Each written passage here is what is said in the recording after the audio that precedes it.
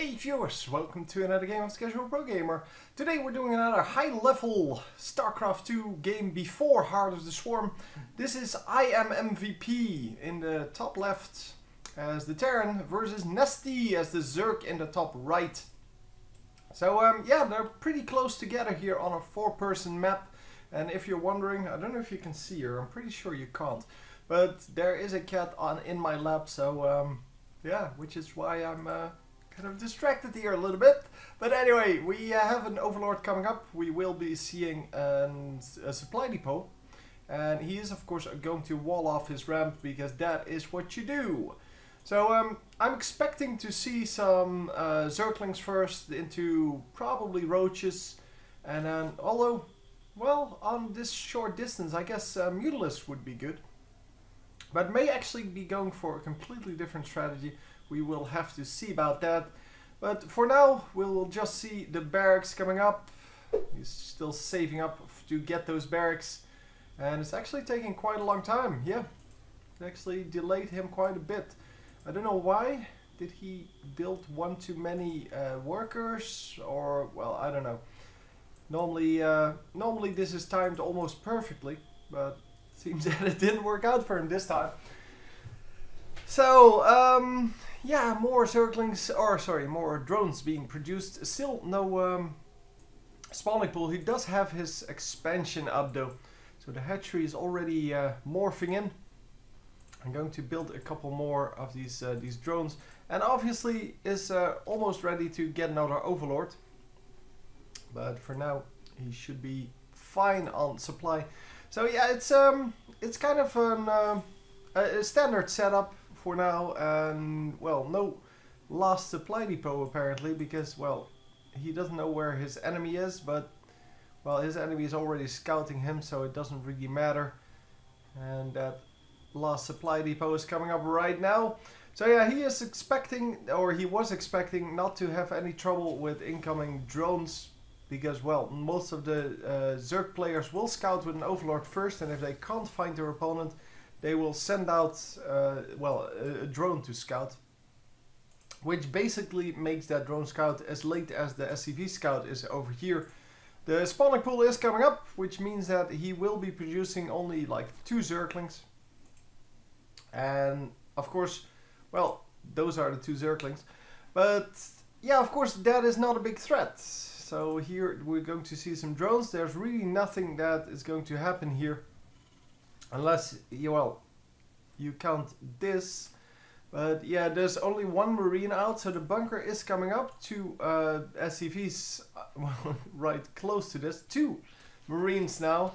And he is going to, yeah, have to cancel that. The Zerglings were already out. I don't know what he was trying to do. I mean, these are high-level players, so I don't think he would actually want to get that... or expected to get any drones pulled off the line, because to do that you need at least like 3 well, Marines there right away when the bunker starts, because otherwise people are not going to be very scared. He did produce 4 Zerglings, so I guess that's something he got out of that. Plus, of course, well, he's producing more. He's producing a spine crawler now. All in all, yeah, you can wait to deal with that bunker for quite a long time, because with the spine crawlers and, well, with the fact that your hatchery has a lot of HP, you can pretty much do whatever up until the point where your hatchery almost dies, because, well, you have a good defense with, well, with your Zerglings being able to come out at any moment. You can basically defend, well, at the last moment, and that's exactly what Zerg normally does. Zerg normally plays for a lot of drones, and then once they get into trouble, they will get into, well, more offensive units.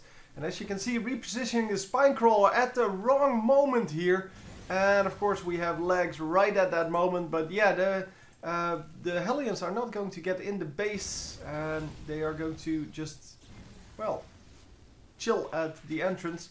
Yeah, the Zerglings are not going to be able to go in, and they have to be aggressive towards these Hellions, because otherwise they're just going to die. And, well, one of them gets away, one of them is still here.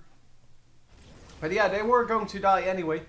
So they could choose between doing some damage to these buildings, which would have done nothing, or trying to take out these units, which didn't do anything either. But, well, at least he had a chance there. But, well, whatever. We are going back towards the Zerg base, and we're going to have a look to see if this Spinecrawler plus Queen defense is going to hold. It should hold normally, but it doesn't mean that it always does. Because as you can see, quite a few Hellions are already out, and he is going to focus on Marines from now on, I guess. No more Hellions coming up. And normally we see him transfer into, well, the more standard units, Marines, Marauders, Medevacts. But you can of course go for, like, well, Banshees as well.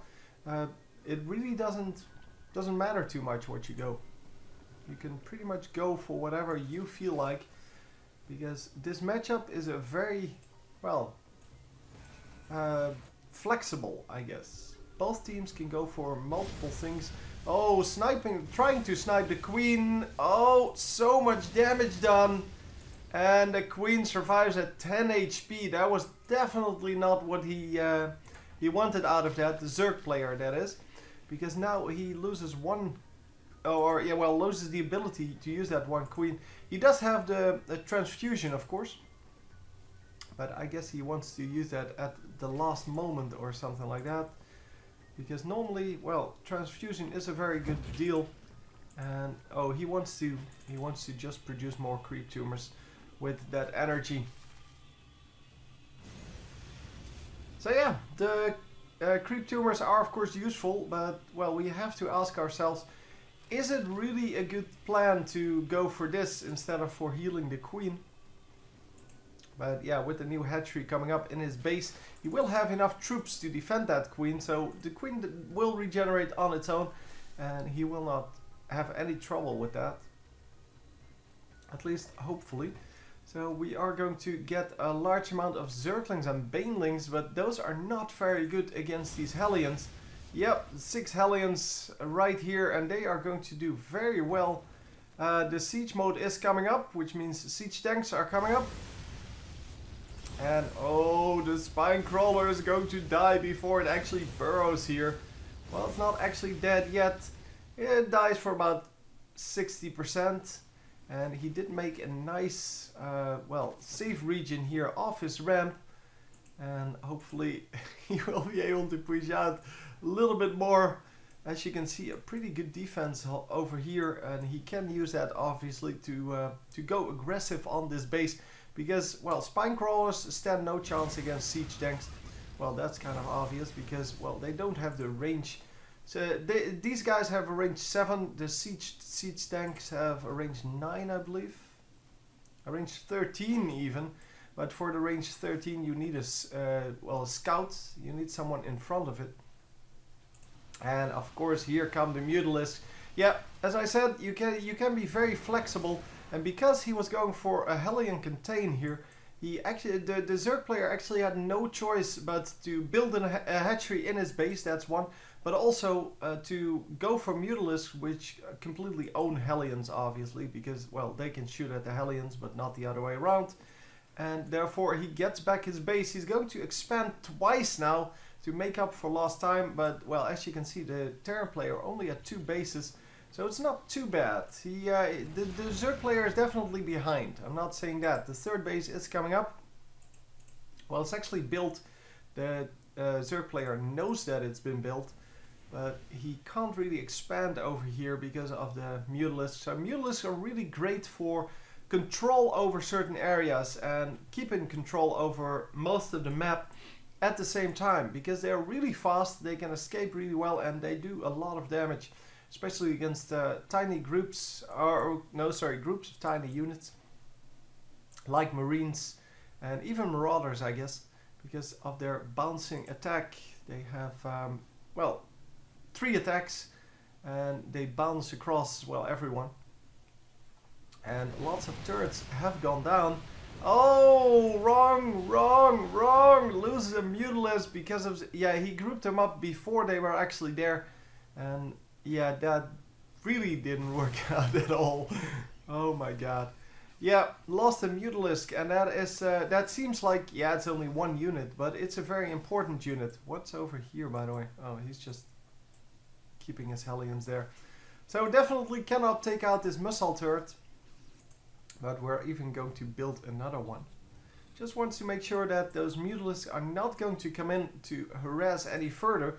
And in the meantime, well, the Terran player is kind of running away with the amount of mineral intake he has. The Zerg player is, however, well, making up for that right now. All of these bases coming up, making sure that, well, he can actually do a good job of this. But here come the Marines, large amount of Marines, and yeah, 42 Marines it seems. And no, 41 Marines, 1 medevac. That's what the group is.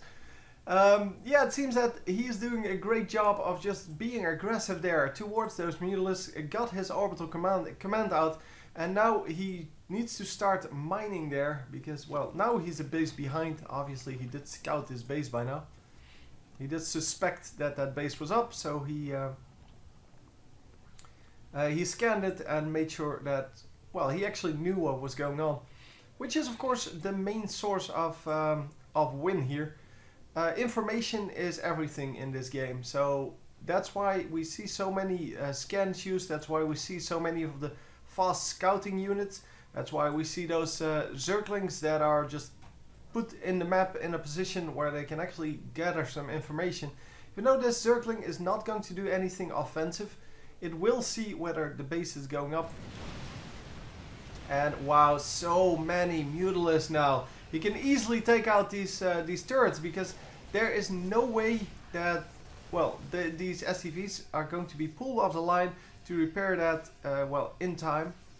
And therefore he either needs a whole lot of units there or a whole lot of missile turrets. But, well, sniping the reactor there, making sure that, well, he cannot produce that many medevacs anymore. Doesn't matter what he snipes as long as it actually dies, because as long as it dies, he does actual damage. So someone, well, the Terran player in this case will need to rebuild that, which means that his starport is, well, is blocked for a moment. And as you can see, the command center is coming in. In the meantime, the Mutalisks are on this, and they were trying to take out the armory. I'm not sure if they took out anything else. No, just the army. Trying to snipe the army. This is just a bounce damage of the second attack, I guess. And yeah, here we are. The Zergling gets taken out. The missile turret comes up, but it gets sniped straight away by those Mutalisks. Those Mutalisks really grouping up against these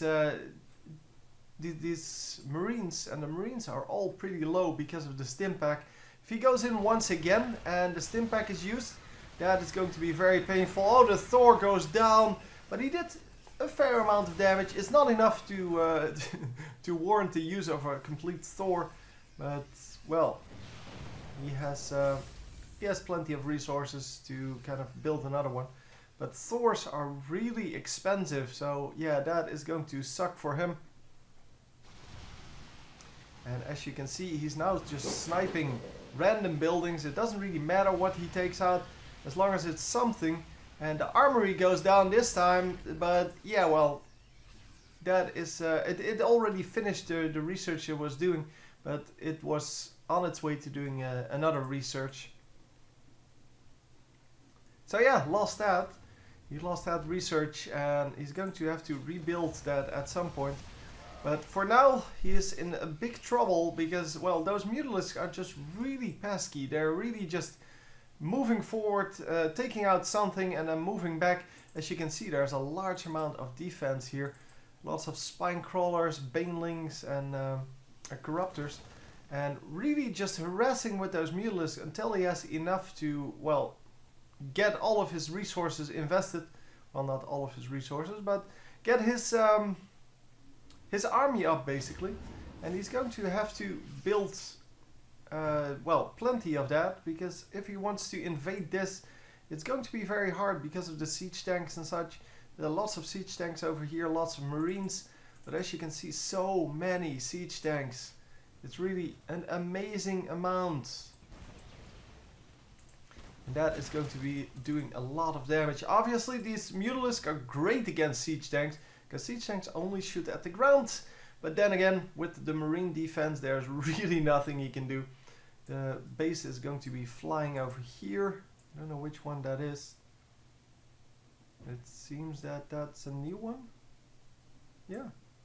He just built a new one in his base. Oh, the Broodlords coming out.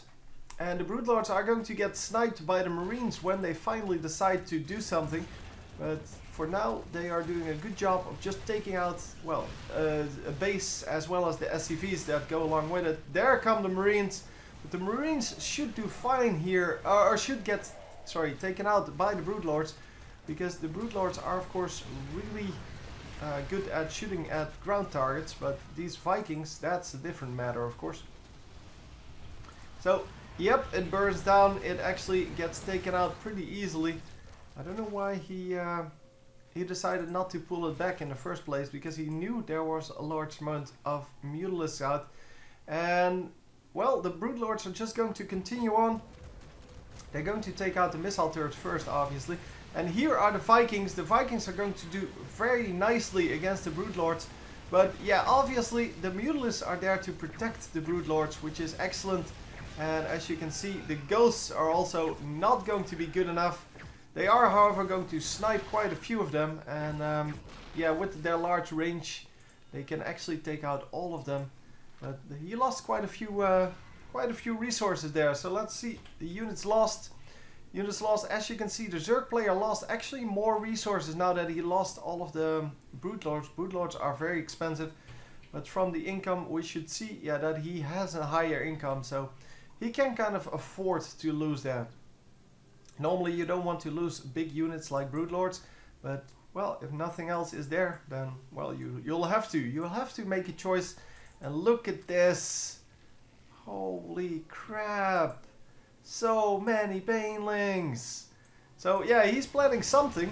Let's see what it is, because it is going to be very hard to deal with for this Terra play or whatever it is. But they are going to get sniped by the siege tanks if he just moves in like that. And obviously, yeah, this was what I was looking for. He built a sensor tower, which means that he can see whatever is going on the map. You don't actually get vision from the sensor tower. You get pings on your minimap, as well as, well, just red dots where there are units. And as you can see, Nidus Worm coming up. But the Nidus Worm is not going to make it, and it is going to get taken out before anything happens. Let's see what's in the Nidus network, if I can find it. Oh wow, we actually have a drop over here. The Mutalisks are going to clean it up, and should have no trouble doing so. But, well, of course, the mining got disrupted for a little bit, plus he lost a few workers. 22 workers killed by red though, only 9 by blue. And yeah, all of these banelings are in the Nidus network, so he wants to kind of take out one of the bases. And as you can see, once again trying with the Nidus Worm, but he's not going to land the Nidus Worm like that. He has to have a place that he can actually defend before using that, but he wants to have it inside of the base, because he wants to run that into a base like this, a fully mining base, and then take out all of the SCVs. But it's going to be hard to do. For now, I guess the Terra player is just happy to snipe whatever base is coming up. But, well, once again suiciding in a squad of Marines. And as I said earlier, if you do damage but don't actually get the kill, that's not actual damage. I mean, it doesn't matter whether this hatchery is at 1500 HP or at 1 HP. It does exactly the same thing. Just that it's easier to snipe the next time, but yeah, that really doesn't mean anything. So finally the medevac drop is going to pay off. He took out one overlord, and actually, well, he freed up this base for the taking. And wow, lots of units here. So many units. And I guess these are the banelings that came out of the Nidus network, because there's really no way he has more. Yeah. There's no way he has 2 of those groups. But yeah, he did built the Nidus network, but has nowhere to put the Nidus worm. He could put it over here, I guess, but he will have to sneak a unit back there. Guess that's not even too much of a problem, because there are plenty of hidden units for the Zerg player that can actually move underground. Obviously, the problem is that, well, there is detection everywhere. The missile turrets are really everywhere. Well, I guess not here, but it will be very hard to sneak up anything past this defense, because, well, we can see just from looking at the map where the defenses are, but obviously the Zerg player cannot see that. So another drop coming in. He is, however, going to lose that entire drop to just 2 banelings, and, well, that is not good. 2 ships coming in this time, and, well, it doesn't really look good, because he's running straight into these Mutalisks, and one of them gets taken out instantly without dropping any of the units. However, a few Mutalisks may actually go down here. Yeah, 2, 3, and 4. Yep, the Mutalisks actually go down this time, which means that these 3 Marines can now just, well, do some damage. Well, the next drop is going to do some damage, I guess.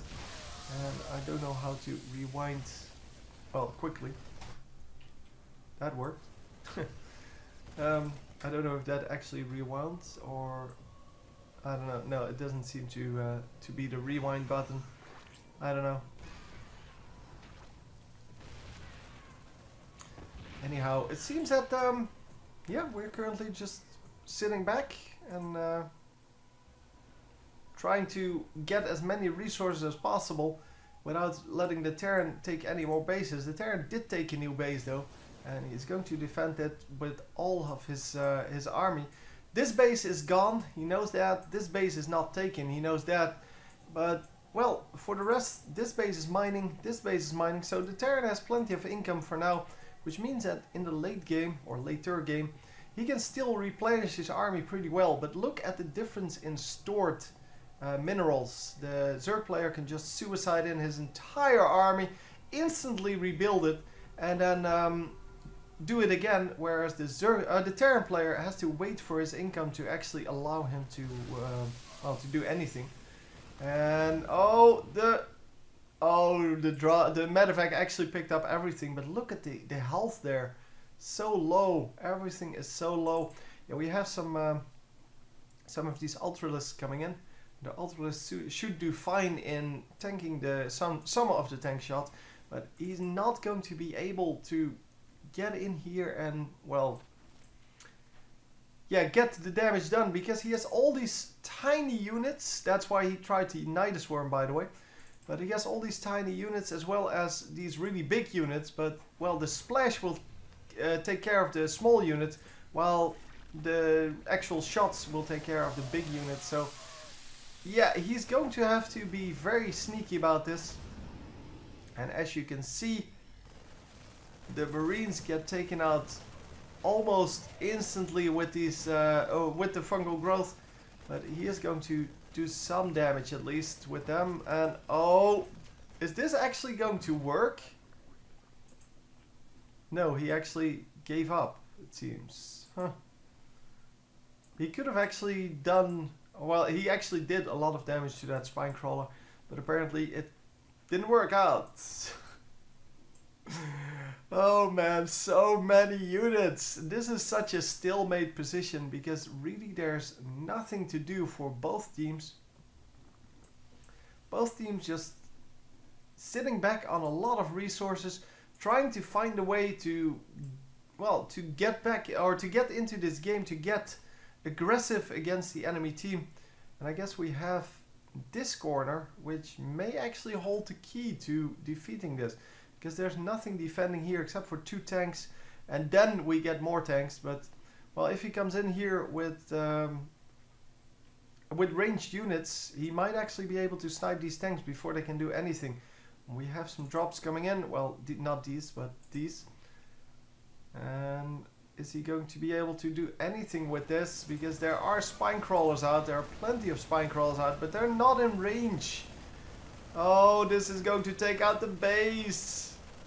Oh! Nicely done by the Terran player, finding the weakness in this defense. And yeah, really not a whole lot that the Zerg player could do at that point. But, well, he's going to do this and just drop in the base. Because the front is defended very nicely, but the rest is not. It seems that he didn't drop everything. In fact, he dropped only about half of it. And now he's getting them back up. He's going to drop on top of this. And yeah, this is going to be very painful. Baneling drops are just very nasty. And wow, if he could drop on top of these tanks, that would have been huge. But he cannot make it work. The Ultralisks are going to take some shots at whatever, but they are going to get taken out really quickly. Because Ultralisks, although they seem really beefy, they're really not that good. As you can see, they die pretty quickly. Those were all snipes, I'm assuming. And everything gets taken down. Look at that. Lost so many overlords that he actually had some supply trouble. And, well, currently, well, just getting more overlords up, obviously, and then getting more units up afterwards.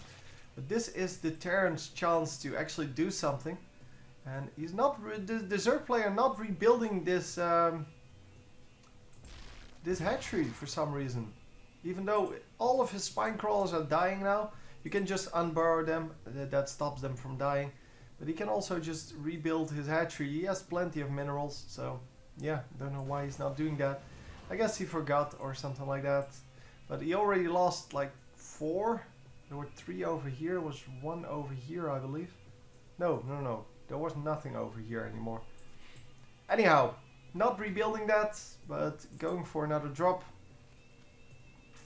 And these guys are all going to die now.